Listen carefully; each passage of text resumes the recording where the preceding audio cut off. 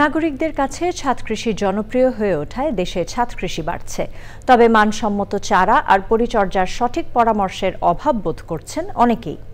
ঢাকার মধুবাগের ছাদ কৃষি উদ্যোক্তা আব্দুর রাজ্জাক অসাধু নার্সারি ব্যবসায়ের কবলে পড়ে আর্থিক ক্ষতির মুখোমুখি হয়েছেন। বিস্তারিত জানাচ্ছেন শাইখ সিরাজ। ঢাকার মধুবাগে ফ্ল্যাট বাসায় বসবাস করেও ছাদ কৃষি করেছেন আব্দুর রাজ্জাক।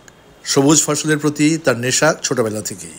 টুকিটাকি গাছগাছালির সান্নিধ্যে থাকার চেষ্টা করেছেন নাগরিক জীবনেও।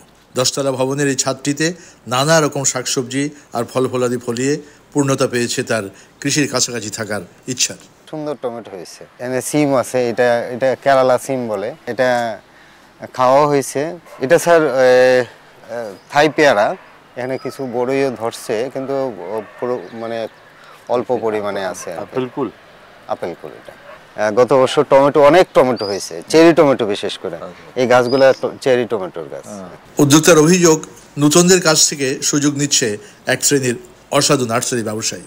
একটা নার্সারি থেকে রামবুটান গাছটা এনে লাগানোর পরে, এটা আসলে রামবুটান গাছ না, এটা কাটলিচু জাতীয় এই ধরনের একটা গাছ।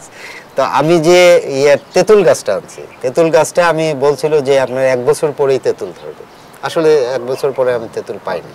এ ধরনের অনেক গাছ আমরা প্রতারিত হই। যেমন আমার এখানে একটা ডালিম গাছ আছে স্যার, এই ডালিম গাছটা আমি অনলাইনে আনাইছিলাম, তো বললো যে পাকিস্তানি একটা ডালিমের জাত বললো, কিন্তু আমি এখন এই ডালিমটা খাওয়ার পর দেখি ওটার বিচিটা অনেক শক্ত।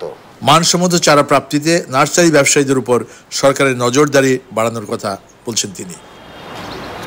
নগরের কৃষকরা ভালো লাগা আর ভালোবাসা থেকে ছাদ কৃষি করলেও এখনটা সময়টা এসে দাঁড়িয়েছে এরকম যে নার্সারি থেকে যে সমস্ত চারা বীজগুলো কিনে থাকেন সেখান থেকে তারা অনেকটাই প্রতারিত হন।